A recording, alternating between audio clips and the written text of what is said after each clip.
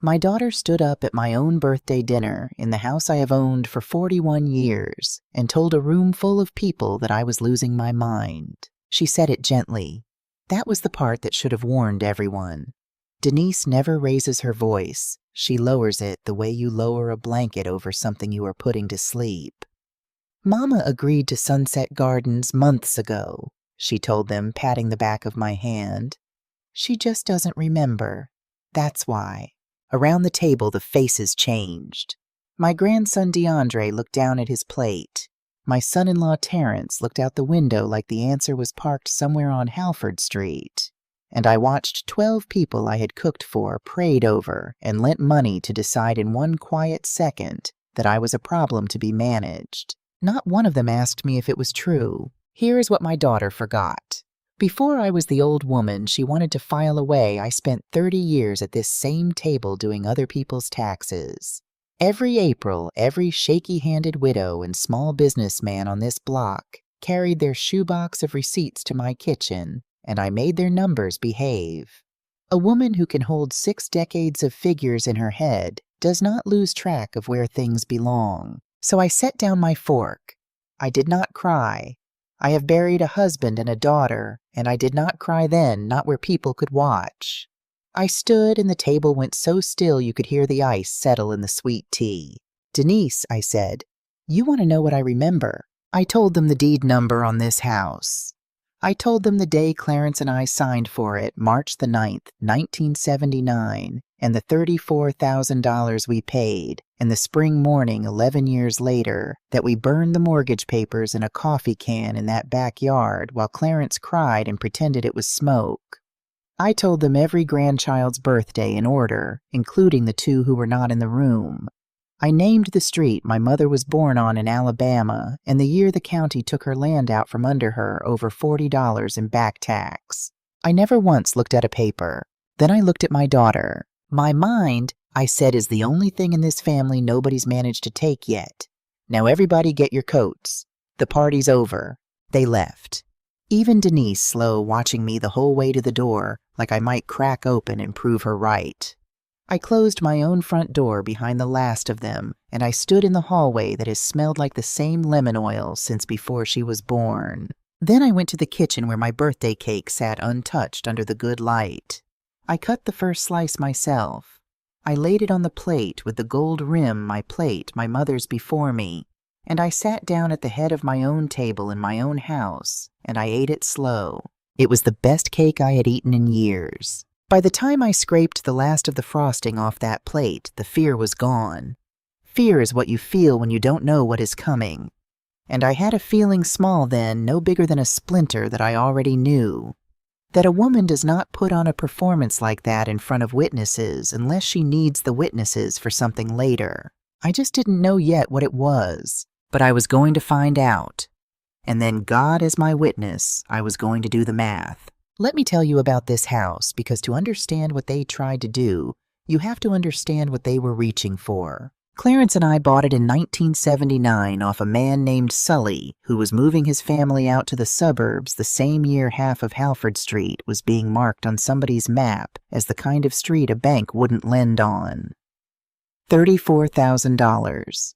We did not have $34,000. We had my nursing pay from the county hospital where I worked nights, and Clarence's wages from the electricians local, and a down payment we built one envelope at a time, cash folded into a Maxwell House can on top of the refrigerator until the lid wouldn't sit flat. Clarence wired half the houses on this block back when the men who owned them couldn't get a white contractor to cross the avenue.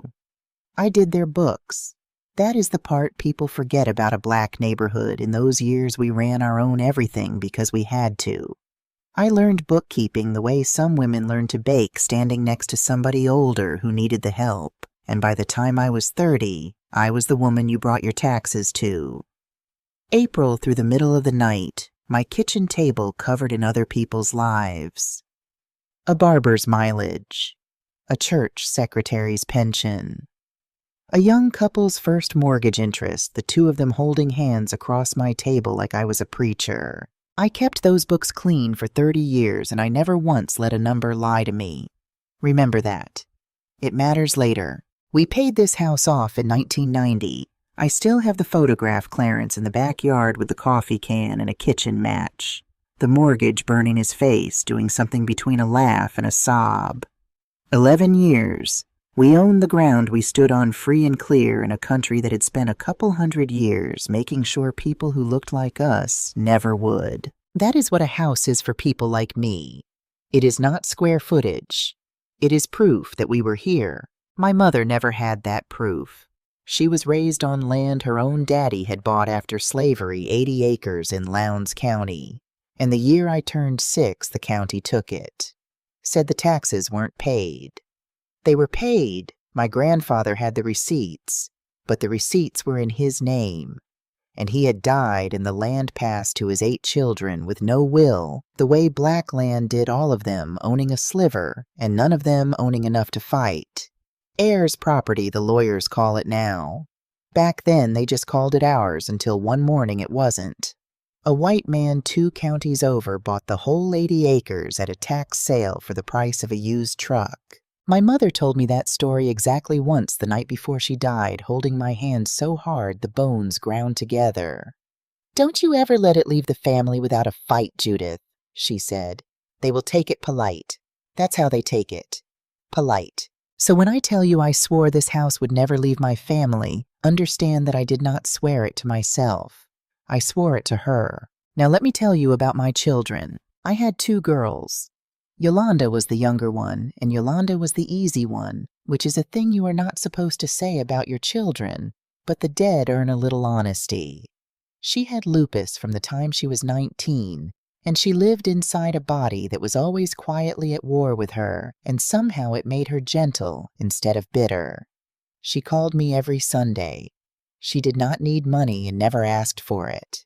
The only warning she ever gave me about anything she gave me about her own sister. "Mama," she said once near the end, her voice thin over the phone, "watch Denise around money. I love her, but watch her." I told her she was being dramatic. I told her sisters were sisters. I have replayed that phone call more times than I can count, and every time I want to reach back through it and shake myself. But I don't want you to know Yolanda only as a warning because she was so much more than the thing she turned out to be right about. Let me give her to you whole just for a minute the way I keep her. When she was small before the lupus, Yolanda used to sit under my work table during tax season down in the cave of legs and chair rungs while I added up other people's lives above her, and she would do her own taxes. She had a shoebox like the grown folks brought me, except hers was full of leaves and bottle caps, and a church bulletin she'd decided was very important. She'd sit down there for an hour, dead serious, sorting her leaves into piles, and when I'd finally peek under the cloth, she'd hold up a maple leaf and inform me in a voice she'd borrowed from me. "Mama, this one's a deduction." I have laughed about that leaf for 40 years.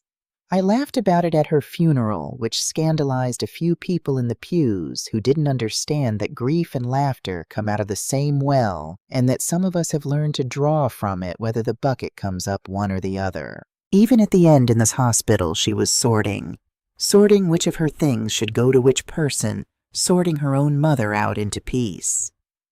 "You're going to be all right, Mama," she told me from a bed she would not leave. "You're the strongest woman I know. You held this whole street together with a calculator and a casserole." She was wrong about me being all right. For 18 months she was dead wrong, but she was right about the calculator. She always could see the shape of a thing before it arrived. She saw her sister coming. She just couldn't make me look. The last thing she gave me with her own hands was a quilt she'd started and couldn't finish, gold and blue, her stitches getting smaller and more crooked as the disease took her fingers. "You'll know how to end it," she said. I did not for a long time. The half-quilt sat folded in a drawer like a sentence I couldn't bear to finish. Denise is my firstborn, and Denise has spent 51 years certain that she was the one I loved less. It is not true. But I have learned that what is true matters less than what a person decides is true, and then spends a life proving. She watched me adore her sick little sister, and she read it as a verdict on herself, And somewhere in there, she became a person who believes the world owes her a balance it has refused to pay. She married Terrence, who is not a bad man. Hold on to that. It matters later, and the two of them started a little real estate company about 6 years back. Coleman Property Group. For a while, it looked like the thing that would finally make Denise feel even. Then the market turned, and a development they had sunk everything into went sideways. And by last year, though I did not know the numbers yet, Coleman Property Group was a boat with a hole in it, and my daughter was bailing with both hands. I want to be fair to her even now. She did not start out planning to rob me. I have done enough books to know that almost nobody does. It starts as a loan you mean to pay back. It starts as just until the deal closes. It starts the way every clean set of books I ever fixed had started going crooked. One small lie told to a spreadsheet, and then the spreadsheet needs the next lie to keep the first one standing. Here is where I made my mistake, and I will own it, because a woman who blames everyone but herself is just another kind of liar. 18 months ago, Yolanda died. I am not going to describe what that did to me. There are no words I'm willing to spend on it. I will only tell you that for the better part of a year afterward, I was not a sharp woman. I was barely a woman at all. I stopped opening mail. I stopped balancing anything. The kitchen table where I had kept this whole neighborhood's accounts honest for 3 decades sat covered in unopened envelopes, and I could not make myself touch them. And Denise's gentle, lowered voice, Denise said, "Mama let me handle the paperwork for a while. You shouldn't have to think about any of this right now." So I let her. Grief makes you hand things over. That is not weakness. That is what grief is for. Almost it makes you trust somebody to carry you when you cannot carry yourself. I gave my firstborn daughter the keys to my paper life, and I told myself it was love, and for her, it may even have started that way. She changed the address on my bank statements to a P.O. box she said was easier. She set up online access so you don't have to worry about logging in. She brought me one document the spring after the funeral, a thick stapled thing she said was, "Just a power of attorney, Mama, in case you ever get sick so I can sign for you instead of us having to go to court." I was so tired. I signed it at this table without my reading glasses on. I did not make a copy. I who had told 100 clients never sign what you have not read, I signed it blind because I was a mother who had just buried a daughter, and I could not bear to read one more piece of paper. That is the door I left open. I told myself that whole long gray year that everything was arranged and safe. My name on the deed, my pension, my savings. 41 years of 2 people's lives, all of it where it belonged. I was wrong about exactly one thing, but it was the thing that mattered. I just hadn't done the math yet. The morning after my birthday, I woke before the light, the way I always have in a house that finally felt like mine again, because there was no one in it I had to manage my face for. I made coffee. I carried it into the dining room to clear the wreckage of the night before the good plates. The wine glasses Denise had brought the cake under its dome, and that is when I saw her purse. Denise had left in such a hurry to follow her humiliation out the door that she had forgotten it hooked over the back of the chair where she'd sat to tell a room I was senile. I am not a woman who goes through other people's things. I want that on the record. But it was open and I reached to set it upright so the contents wouldn't spill on my floor, and a folded paper slid halfway out, and I saw the letterhead. Sunset Gardens Memory Care and Assisted Living. I sat down. I put on my reading glasses, the ones I had not bothered with the night I signed my life away, and I read. It was a deposit receipt. $5,000 paid by Coleman Property Group holding a memory care suite in my name. The date on it was 3 weeks before my birthday. 3 weeks. She had reserved me a room in a locked ward and paid for it before she ever stood up and announced I needed one. The performance at the table had not been a daughter's worry boiling over. It was a woman laying the first witnessed brick of a story she had already started building. Mama agreed months ago. She just doesn't remember. 12 people had watched her say it. 12 people who could one day sign a statement that they had seen my own daughter sad and patient, caring for a mother who had lost the thread. Underneath the receipt was a second paper, an appointment card, a geriatric cognitive evaluation with a Dr. Okafor scheduled for the following week, made the card said by Denise Coleman, authorized representative. I sat with those two papers in my lap for a long time while the coffee went cold, and I felt something I had not felt since the night Clarence's heart stopped. Not grief, not even anger, not yet. Clarity. The cold, clean clarity of a number that finally lines up after weeks of refusing to. She was not trying to put me in a home because she thought I was sick. She was trying to prove I was sick.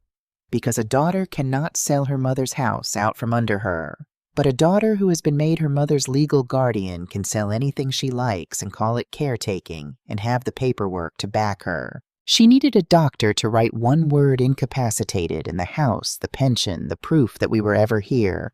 All of it would fall into her hands, soft as a peach off a branch. I want to tell you that I cried then. I didn't. I went and got the unopened mail. 18 months of it in a grocery bag in the hall closet where I had hidden it from myself. I sat at my old table, my work table, and I sorted it the way I had sorted 10,000 clients' shoeboxes by hand, by date, by sender, and I began to read my own life the way I would read a stranger's looking for the place. The numbers stopped telling the truth. It did not take long. I have a feel for it. 30 years and your hands just know. The bank statements were the ones Denise had been forwarding to her P.O. box, which meant the only reason these had reached me was that they predated her little arrangement the months right after Yolanda died before she'd changed the address. The newest one in the bag was 14 months old, and on it, on my home equity line, a line of credit I had opened with Clarence years ago, and never once drawn on, never not $1, there was a withdrawal, $40,000. I felt the floor tilt. I made myself keep reading. I am a bookkeeper.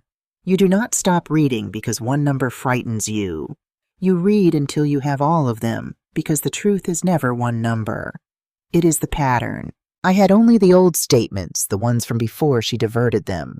But the bank's number was on the top of every page, and I had been the kind of customer for 40 years that a bank remembers, and it was 8 o'clock, and they were open. I called. I gave them my account number from memory, the same memory my daughter had told a room full of people was gone. I answered every security question with the answers I had chosen myself decades ago. And I asked a young man named Trevor to read me slowly the current balance and the activity on my home equity line of credit. There was a pause. The pause told me before he did. The line of credit secured against my house. The house my mother begged me, with her dying breath, never to lose had been drawn down in withdrawals scattered across 14 months to a balance of $182,000. $182,000 borrowed against my home. Money I never saw. Money that had gone I would learn into the hole at the bottom of Coleman Property Group, one transfer at a time, each one small enough not to scream. Mrs. Mercer, Trevor said carefully, these draws were authorized in person with your signature on file. Is there a problem with the account? In person, with my signature. I had not signed a thing. I had not set foot in that bank in 3 years. And there it was, the place the numbers stopped telling the truth. Not a loan I forgot. Not a withdrawal I misremembered the way they would want a senile old woman to have done. A forgery. Somebody had sat across a desk from a bank officer 14 separate times, signed my name and walked out with the proof that we were ever here, 40,000 at first, and then less careful, the way you bleed a thing so slow it doesn't know to run. I thanked Trevor. I asked him in the steady voice I had used on 100 crying clients to please not flag the account or contact anyone about my call just yet. I told him I would be coming in person with documents very soon. I have learned that the best lie is the truth, said calmly. Then I hung up the phone, and I sat in the quiet of my own kitchen, and I did something I had been afraid to do for 18 months. I picked up my cell phone and I went into my voicemail into the folder I could not bring myself to empty, and I played the last message my younger daughter ever left me. Yolanda's voice came out of the little speaker, thin and warm and gone. talking about nothing about a recipe, about the weather, the way the dead always turn out to have been talking about nothing precious, right up until they weren't. And at the end of it, almost as an afterthought, the thing she had said to me more than once and I had brushed away like lint. Mama watched Denise around money. I love her, but watch her. I held the phone against my chest and I sat very still while the morning came up gold across the table where I had kept this whole neighborhood honest for 30 years. I hear you now, baby, I said to my dead child. I hear you. I was not afraid. I want to be clear about that, because the story Denise was building needed me to be afraid, frightened, confused, easy to lead by the hand into a locked ward where my signature wouldn't matter anymore. That was the whole plan. A scared old woman is a manageable old woman. But I was not scared. I was a bookkeeper who had just found where the numbers went crooked, and there is no feeling on this earth cleaner than that. They had spent 14 months and $182,000 betting that I had forgotten how to count. It was the most expensive mistake my daughter would ever make. And she had no idea, sitting somewhere across town, wondering where she'd left her purse, that her mother was already at the kitchen table with a fresh legal pad writing in the clean, small hand I'd used on 1,000 honest returns, a single word at the top of the page. Discovery. Then under it, the second word. The one that was going to take a great deal longer and cost them everything they thought they had already won. Proof. People think the opposite of grief is happiness. It isn't. The opposite of grief is work, the clean, narrow kind that fits inside the next hour and asks nothing of your heart. For 18 months I had been drowning because I had given my grief no work to do. The morning I found that purse, the work came back, and with it came a version of myself I had buried next to my husband. I did not call Denise. I did not call a single soul to tell them what I had found. The first lesson of every crooked set of books I ever fixed is this. The people running money out the back door must never learn you were standing at the front. The moment Denise knew I had seen the HELOC, she would do something fast and stupid was the only thing that could still beat me. So I let her keep thinking she was winning. I needed the time. I started with the appointment she had made, the geriatric cognitive evaluation with Dr. Okafor, the one designed to produce the single word that would unlock my whole life. Denise expected, I am sure, that I would refuse to go, and that my refusal would itself become a brick in her wall. She won't even let us help her. You see how she is. So I went. I drove myself. I wore my good Navy suit, the one Clarence used to say made me look like a woman who balanced banks instead of being managed by them. I arrived 10 minutes early, and I sat in that waiting room with my back straight, and when they called my name, I walked in alone, and I told Dr. Okafor the truth before he could ask me a single test question. Doctor, I said my daughter made this appointment because she is trying to have me declared incompetent so she can take my house. I would like to do every test you have, the hard ones, and I would like a complete written report, signed and dated, sent to me directly, not to my daughter, not to a P.O. box, to my hand. Today is the most important day of my life, and I intend to be on the record for it. He was a young man, Dr. Okafor careful behind his glasses, and I watched something shift in his face. The recognition, I think, of a thing he had seen before and hadn't had the standing to stop. He gave me the tests. All of them. The clock drawing, the word lists, the count backward from 100 by 7s that I finished before he had his pen ready. The long-delayed recall that I aced, because I am a woman who has held other people's whole financial histories in her head since before this child was born. When it was done, he set down his clipboard and he looked at me for a moment and he said quietly, "Mrs. Mercer, your cognition is entirely intact. There is no impairment here of any kind. I will put that in writing exactly as you asked." The weapon Denise had built to bury me, I walked out of that office carrying as a shield. That is the whole secret if you ever find yourself where I was. They will always hand you the very thing they mean to hurt you with. You only have to be calm enough to turn it around. The report came in 2 days. I made 4 copies. I put one in a fireproof box, one in my safe deposit, and one in the mail to the only person I trusted to keep it, which I will come to. The last I carried in my purse, folded like a pistol a woman keeps for the walk home. The lawyer's office smelled like lemon polish and old paper, the same as Mr. Abrams' office had smelled 40 years ago when Clarence and I drew up our first wills. But Mr. Abrams was long retired, and the woman behind the desk was named Patricia Daniels, and she was maybe 50 sharp-eyed with reading glasses pushed up into gray-threaded locks, and a way of going still when she listened that told me she was actually listening. I had brought a folder. Of course I had brought a folder. I am a bookkeeper. My love language is documentation. I laid it out for her the way I would lay out a client's audit. The Sunset Gardens deposit dated 3 weeks before the birthday. The cognitive evaluation Denise had ordered, and beside it, Dr. Okafor's report saying my mind was sound. The bank statements.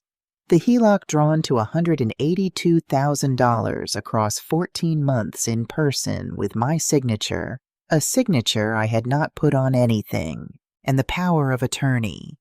The thick, stapled document I had signed blind at my own table the spring after I buried my child. Patricia Daniels read it all without saying a word, which I respected.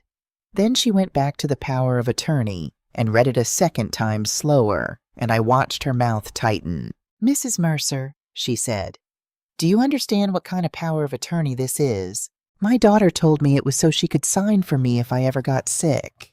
That's close to true, which is what makes it clever. She turned the document and slid it across to me, her finger under a paragraph I had never read.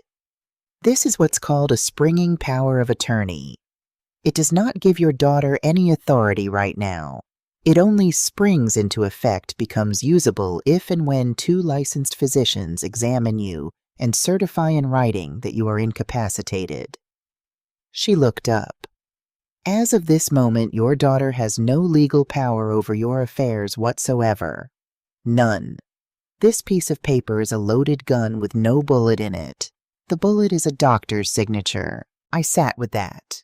And then the whole shape of it came clear to me at once, the way a column of figures suddenly adds. "That's why," I said slowly, "that's why she needed the evaluation. That's why she paid for the room before she ever said a word at my party. She doesn't have the power yet. She's been spending money she has no right to spend, and she needs a doctor to say I'm incompetent so that all of it, the loan, the home, the moving me into a locked ward, becomes legal after the fact." "That's my read," Daniels said. She got ahead of her own paperwork. People do when they're desperate, and she's clearly desperate. She tapped the bank statements. "Now, let's talk about this, because this is where it stops being a sad family matter and becomes something with teeth. This is the part I had felt in my chest but needed a lawyer to say out loud. You did not sign for these draws, she said. You weren't present. You can prove you weren't. You haven't entered that branch in years, and a forensic look at the signature cards will show it. Mrs. Mercer, that means 2 things, and I want you to hear both of them clearly." She held up one finger. "First, you are very likely not liable for this debt. A loan secured by forgery is not your loan. The bank will fight it, but the law is on your side, and $182,000 is not going to come out of your estate." She held up the second finger. "And second, forging a signature to draw money from a federally insured bank is not a family disagreement. It is bank fraud. It is a felony. Whoever sat in that chair and signed your name committed a crime 14 separate times." The room was very quiet. Somewhere down the hall a phone rang and rang. "My daughter," I said. "I didn't say that. I said whoever signed." Daniels took her glasses off and her voice gentled, and I understood she had done this before, sat across from a parent and watched them do the arithmetic on their own child. "But you already know. And what I need you to understand, Mrs. Mercer, is that you are not the powerless one in this room. You walked in here thinking you were the victim of a scheme. You are not. You are the holder of a felony. Right now, today, you could pick up that phone and your daughter could be arrested. The power in this matter belongs entirely to you. I want to tell you that I felt triumphant. I didn't. I felt the floor of the world drop away the way it does when you find out the size of a thing you'd only seen the edge of. My firstborn child had sat in a bank 14 times and signed her dead grandmother's land away one forgery at a time. I had carried that child in this body. I had taught her to write the very name she had learned to forge. But I am a bookkeeper, and the books do not care how you feel about them. The books only care whether they balance. I don't want my daughter arrested, I heard myself say. Daniels nodded slowly like she'd expected it. Then we don't lead with that. But Mrs. Mercer, you keep it. You keep that power loaded, and you let her see it's loaded because it is the only thing that will make a person like the one you're describing actually stop. Mercy with no leverage behind it isn't mercy. It's just another word for losing. She was the second wise old woman I would meet that month who told me in different words the same true thing. The first one was still coming. Here is what we built, Patricia Daniels and I, over the 3 weeks that followed, while I drove home each evening and made my dinner and answered Denise's texts with a normal woman's normal warmth so she would never smell the smoke. I did not cry for 3 weeks. I worked. Lord, it was good to work again. We hired a forensic accountant, a woman named Gloria Tate, who did for a living what I had done for my neighbors, except with a license and a courtroom voice. The first afternoon I sat across her conference table, I felt something I hadn't felt since before Yolanda got sick. I was in a room with someone who spoke my actual language. Gloria spread the bank's records out, and Coleman Property Group's books beside them subpoenaed the real ones, and she said, "All right, Mrs. Mercer, you used to do this. Let's read it together." And I could have wept at the simple respect in it. We worked the way I'd worked 1,000 crooked shoe boxes. You don't start with the big number. The big number 182,000 only frightens you.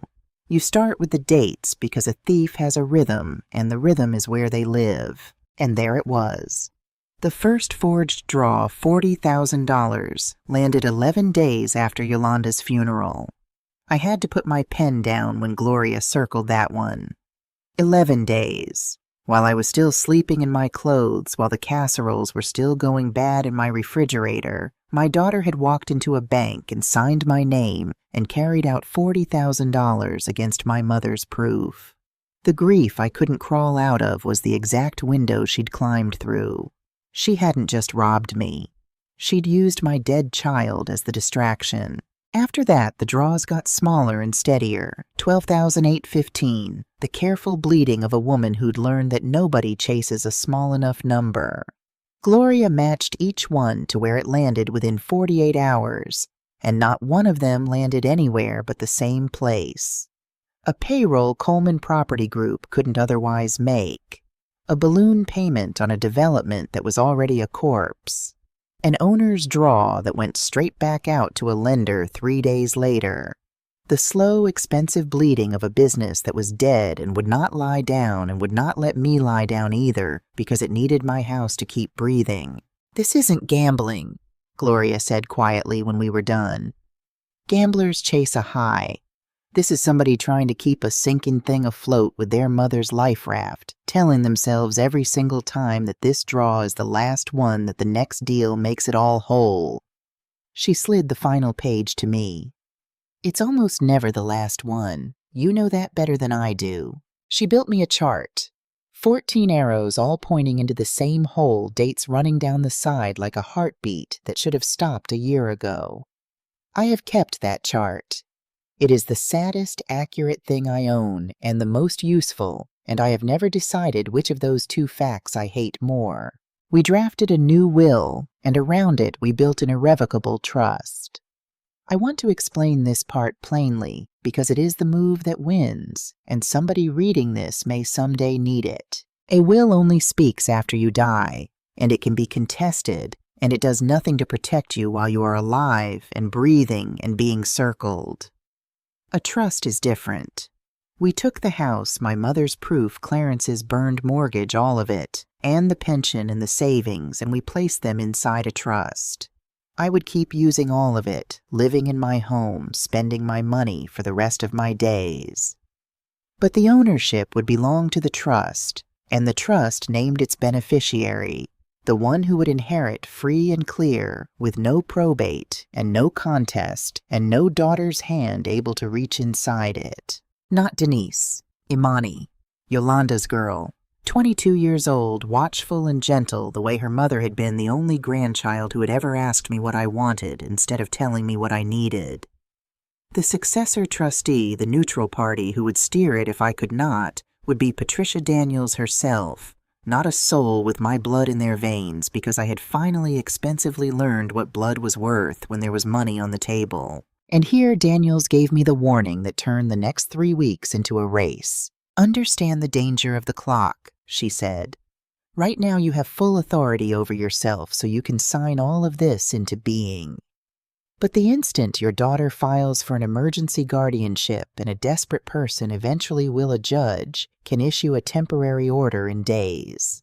If that happens before our trust is fully executed and the house is retitled, you could be frozen, stripped of the legal right to sign anything at all.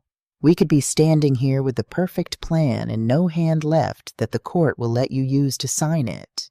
Then how do I win, I said, if she files first? You don't win the trust race necessarily, Daniels said. You win the capacity fight. Everything turns on one question a judge will ask. Is this woman competent to run her own life?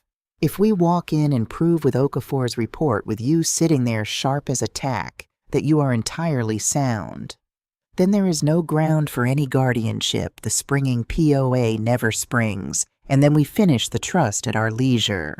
So our real work isn't speed, it's proof. We build the wall of proof so high that no judge on earth would put you under guardianship, and then the clock can't hurt us. She paused. But Mrs. Mercer, keep your good Navy suit pressed, because if she files, you and I are going to court, and you are going to have to be the most clearly competent woman that judge has ever seen. The last thing I did that first week before any of it could spring was the hardest. I filed a report with Adult Protective Services, a formal complaint of financial exploitation of an elder. I sat in my car in the parking lot for 20 minutes before I went in because filing it made it real in a way even the lawyer's office hadn't.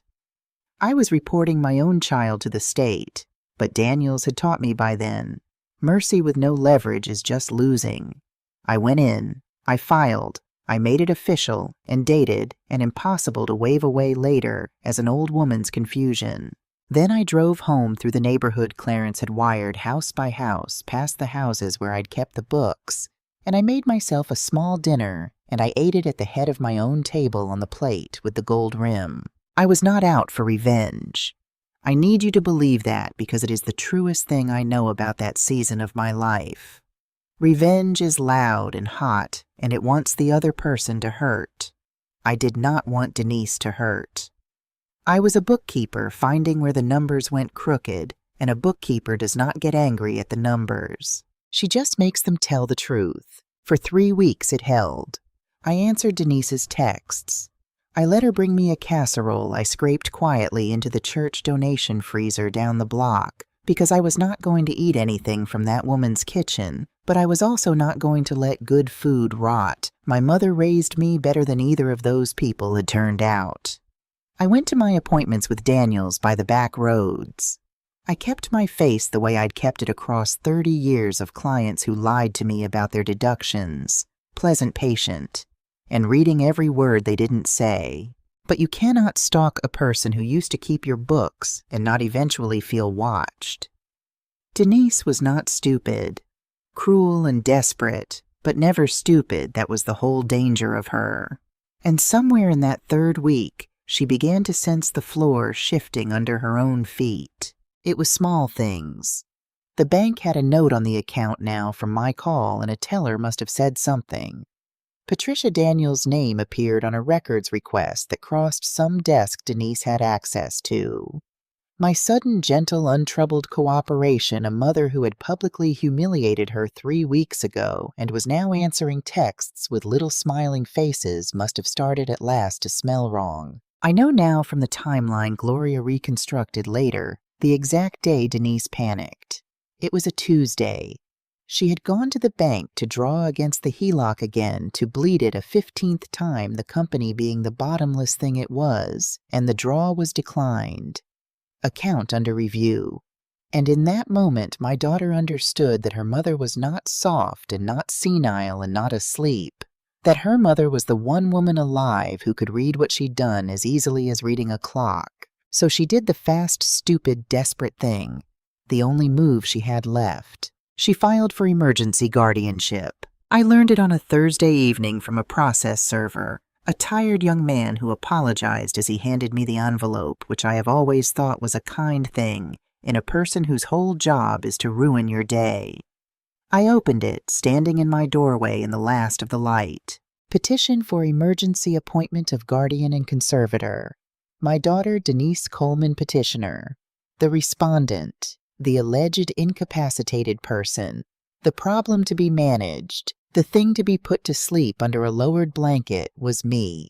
She had attached the springing power of attorney, and she had attached a letter on a doctor's letterhead asserting that I showed signs of cognitive decline consistent with the early stages of dementia, and was a danger to my own financial well-being. Not Dr. Okafor, she could never have gotten that letter, which was the whole reason she'd needed the appointment in the first place. This was some other doctor, a name I didn't know, the kind of signature that can be obtained by a desperate woman who knows where to look.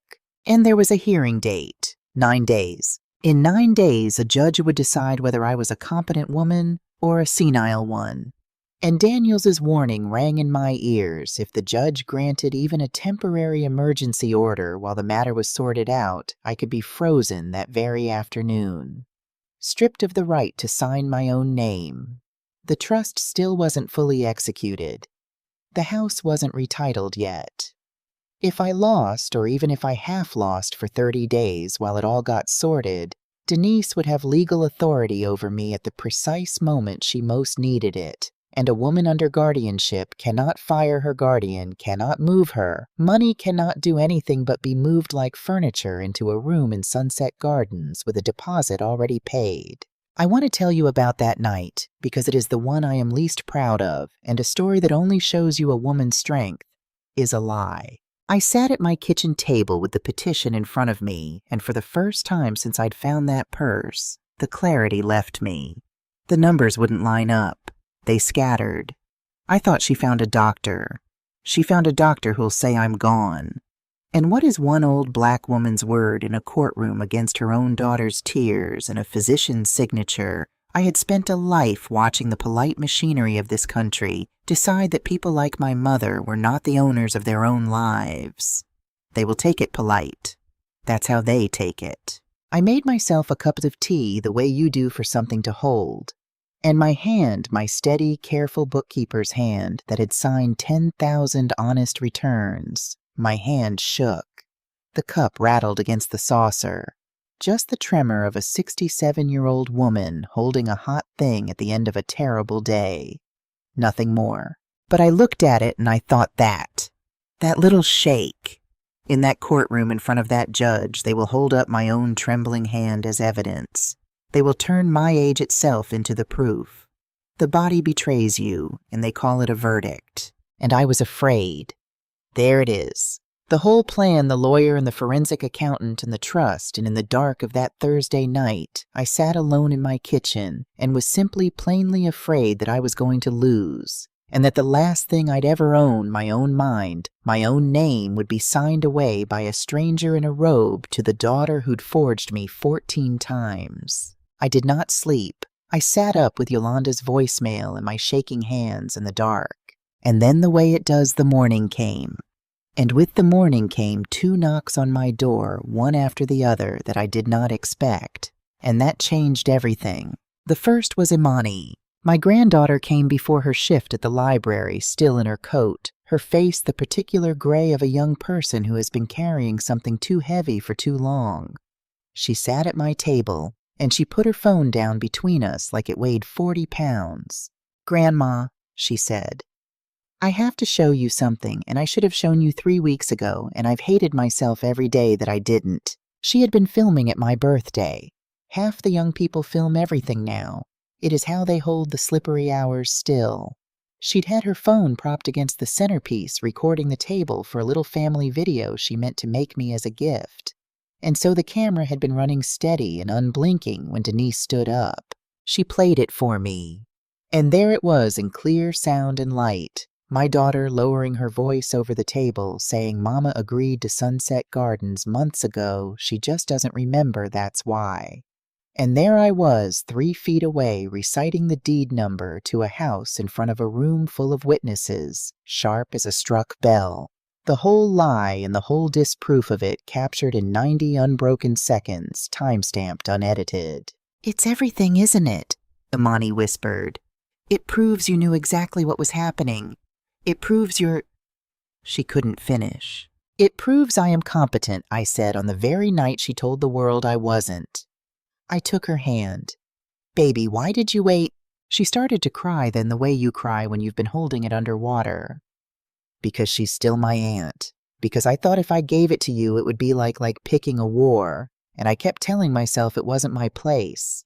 I thought about Miss Pearl then, who I'll tell you about in a moment, and the thing she'd said to me on a bench outside the lawyer's office. And I said it back to my granddaughter as best I could. It was never your place to start a war, sweetheart, I said, but it was always your place to tell the truth. Those are different things. You can love a person and still refuse to let your silence be the thing that buries somebody else. The second knock came an hour after she'd gone, and it was the one I never in this life expected. Terrence, my son-in-law. Denise's husband, who in 20 years had said maybe 200 words to me directly, most of them about parking. He stood on my porch holding a banker's box, and he would not look at me, and his hands were shaking worse than mine had the night before. "Judith," he said, I can't do it anymore." I let him in. I have learned that you let in the ones who come to confess, because confession is the sound of a person choosing finally the harder right. Inside the box was Coleman Property Group. All of it the real books, not the ones they'd hand a court. Every transfer. Every place the $182,000 had gone matching Gloria Tate's chart arrow for arrow, but in their own hand dated undeniable. And on top a single document unsigned with a blank line where Denise had needed his name. "She needed me to sign this," he said. "Last week. It would have made me part of the guardianship petition. Made it look like the whole family agreed you were gone. I wouldn't do it. That's why she rushed. That's why she filed before she was ready with that bought doctor's letter. Because I wouldn't put my name on saying you were crazy when I have sat at your table and watched you do my taxes in your head." He finally looked at me, and his eyes were wet and ashamed, and underneath relieved in the terrible way of a man setting down a thing he should never have carried. "I knew, Judith, about the loan, for months, and I told myself it was just till the deal closed. I told myself 100 lies, and they were all the same lie." He pushed the box an inch toward me. "I'm probably going to lose everything for bringing you this. I don't care anymore. I'd rather lose everything clean than keep one more dollar dirty." I looked at this man, this weak, decent breaking man who had finally chosen the harder right 3 weeks too late and just barely in time. "Terrence," I said. "Sit down. I'll make coffee. You've done the bravest thing anybody in this family has done in 2 years, and you're going to need to be steady for what comes next. I told you there was a wise old woman before Daniels, and I want to give her to you now, because she belongs in the middle of this, in the lowest part where the strength I'd lost came walking back up the stairs to find me. Her name was Miss Pearl 83, who lived in the building where Daniels kept her office, and who had appointed herself, it seemed, the unofficial greeter of everyone who came in looking gutted. I'd met her on the bench outside on my worst afternoon the day I'd filed the elder abuse report on my own child, and I'd sat down beside her hollowed out, and she'd looked at me sideways like a shopkeeper sizing up a delivery. "You don't have to tell me," she'd said. "I can read it. Somebody you love is robbing you, and you're trying to decide whether stopping them makes you the bad one." I had laughed because what else do you do? Something like that. And Miss Pearl had patted my knee with a hand papery and warm, and said the thing I would carry into the courtroom and out the other side of my whole life. "Baby, you can forgive a person and still take your name off their crimes. Those two things were never the same. The Lord forgives, and the Lord still keeps a book. She'd smiled, gold tooth and all. You think mercy means letting them keep the keys. Mercy means you don't burn the house down with them in it. It does not mean you hand them the deed. There was one more visitor in those last days before the hearing, and he was the youngest, and in some ways he undid me most of all. DeAndre. Denise's boy, 16, all elbows, and a voice still deciding what register it lived in. He came on his bicycle after dark, which meant he'd lied to his mother about where he was, and he stood on my porch the way Terrence had, unable to look at me, except a child's version of it, scared instead of ashamed. "Grandma," he said, "is it true what Mom's saying that something's wrong with your head?" I brought him inside and I made him a plate because that is what I do. It is the only sermon I know how to preach. I watched him eat the way 16-year-old boys eat, like the food might be taken back, and when he slowed down, I said, "Look at me, DeAndre. Do I seem like something's wrong with my head?" "No, ma'am." Barely a whisper. "That's why I'm scared." He pushed a green bean around the plate. "Because if it's not true, then she's—" He couldn't make the word. I didn't make him. "What did you come here to ask me?" I said. "Ask it plain. You're old enough." He looked up, and his eyes were his mother's eyes from before she'd gone hard, and he said the thing that the whole war had been about underneath all the paper. "Are we still going to be family after? However this ends? Are we still—" His voice cracked the boy and the man fighting over it.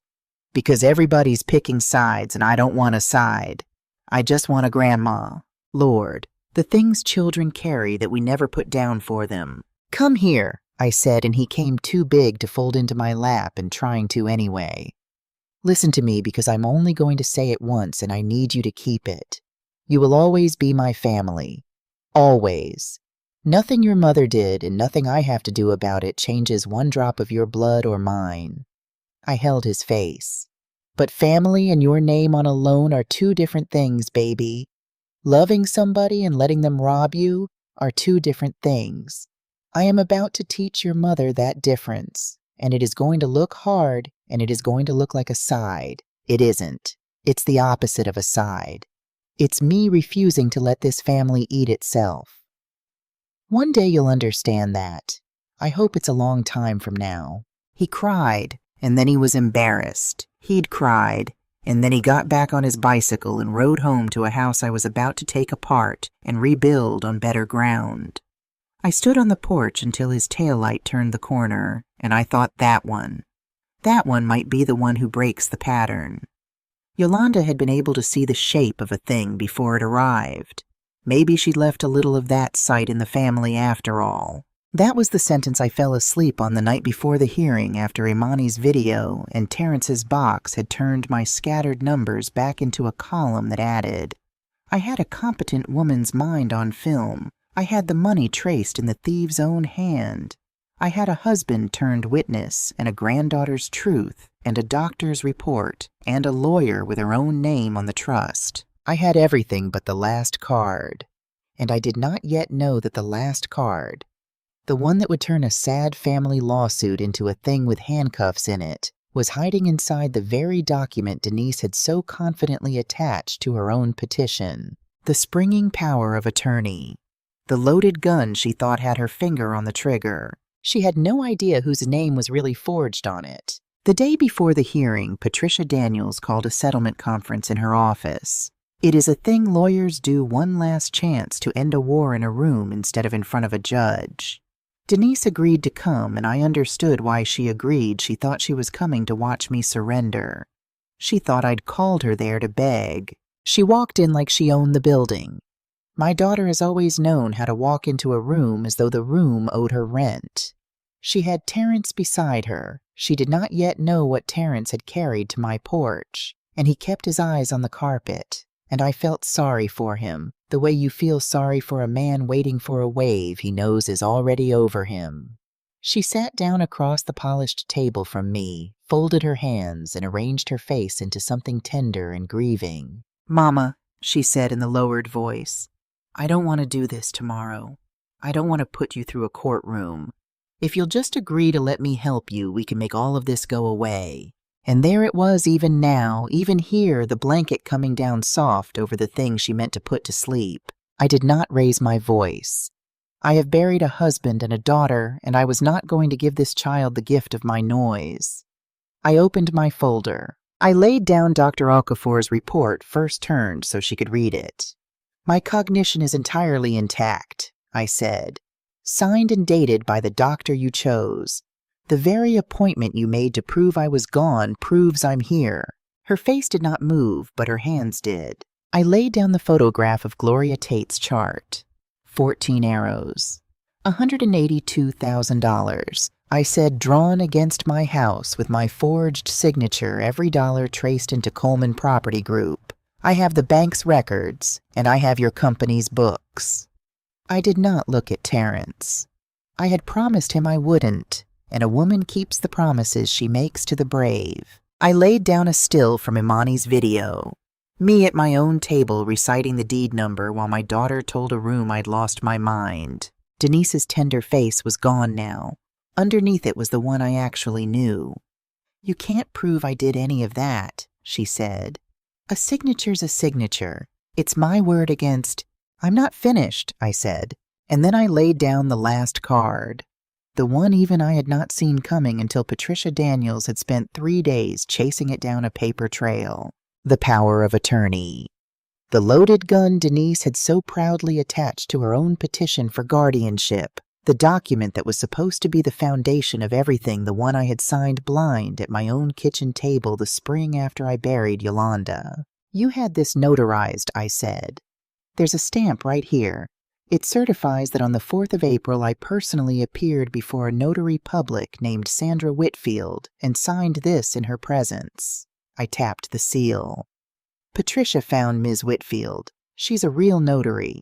She's also a frightened woman now because when we showed her this, she signed a sworn affidavit that she has never in her life met me, that her seal was copied, that she never notarized one page of this document. I let that sit in the room. I signed a paper at my own table, Denise, with no glasses on and no notary in sight, because I was a mother who just buried her child and I trusted you. And you took it away, and you forged a public official's seal onto it to make it real. The room was very quiet. Terrence had closed his eyes. That isn't a family disagreement anymore, I said, and now I did look at her full in the face, the child I'd carried in this body. Forging a notary's seal is a felony. Forging my name at a federally insured bank 14 times is 14 more. The power of attorney is void.